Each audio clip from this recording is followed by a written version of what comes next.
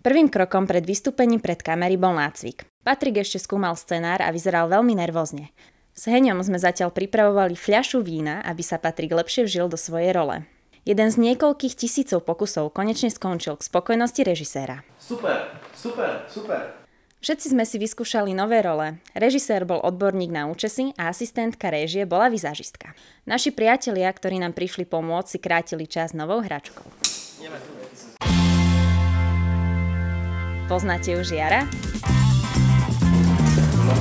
Jar starting now. Ale pred kamerou. Musí byť pred kamerou?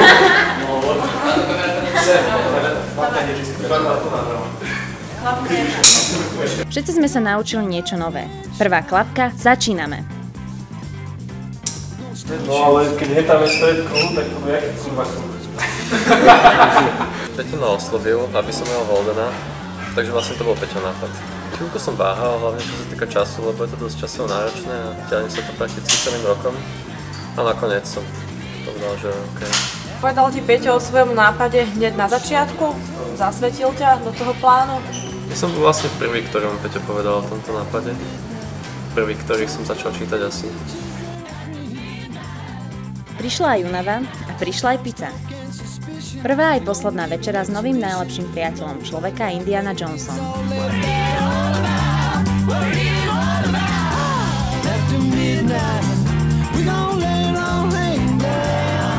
Scenár sa menil niekoľkokrát, ale bolo to ťažké rozmýšľanie. Energia pozitívna, že by som myslel. Natáčanie scény v byte trvalo asi najdlhšie. Režisér stále nebol spokojný s hereckými výkonmi. Ako sa voláš?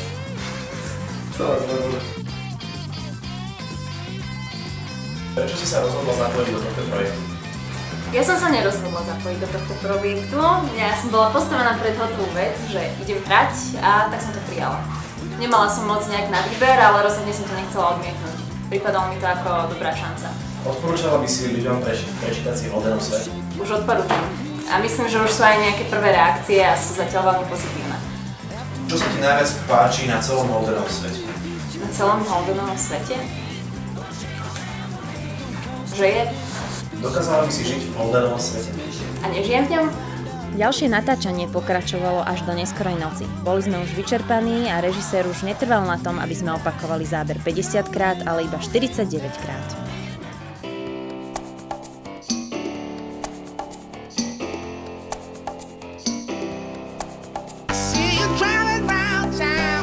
Medzi vypnutím a zapnutím kamery si hlavný hrdina krátil čas aj takto. Únava sa nám dostávala pod kožu, točili sme už niekoľko hodín a dochádzala nám energia. Nakoniec, ale aj táto časť natáčania mala šťastný koniec. Páči, dobre to bolo. Super, teším sa. Peťo, ako sa zrodil Holdenov príbeh? Holdenov príbeh sa zrodil úplnou náhodou asi v januári tohto roku, keď som si povedal, že niečo musím urobiť so svojím životom. A tak som začal písať Holdenov príbeh, úplne viac menej spontánne. Prečo si vlastne s niečím takýmto začal? Stojí za tým tvoja škola? Holdenov svet je vyslovene moja iniciatíva. Chcel som vytvoriť nejaký portál, chcel som mať pocit, že konečne niečo robím. A mal som veľmi veľa voľného času, ktorý som potreboval nejakým spôsobom zaplniť. Toto mi prišlo ako vhodný spôsob.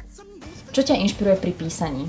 Moji blízki kamaráti a hlavne príbehy mojich kamarátov a kamarátov mojich kamarátov, ktoré sa snažím vždy nejakým spôsobom zakomponovať do príbehu, ak mi prídu dostatočne zaujímavé.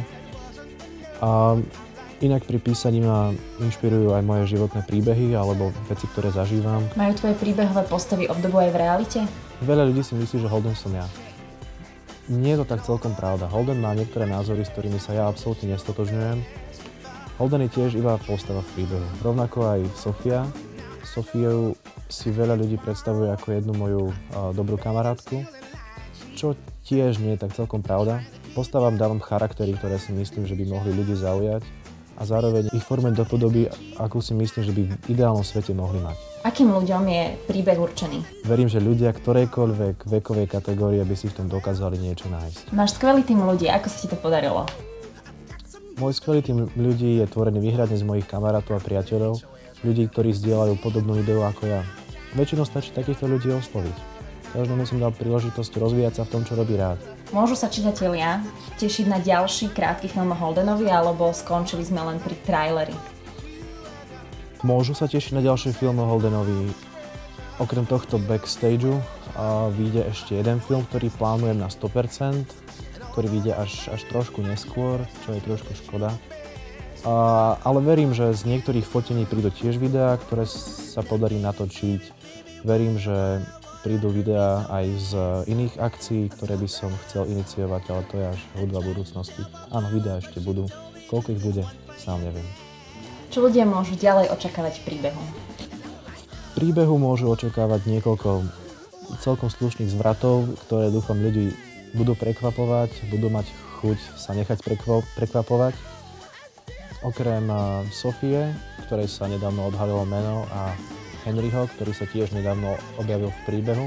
Pribudne do príbehu ešte niekoľko postav, postupne budú pribúdať a zároveň sa budú postupne rozvíjať ich charaktery, čiže sa dozviete, kde Holden žije, čo vlastne robí a kde vlastne robí.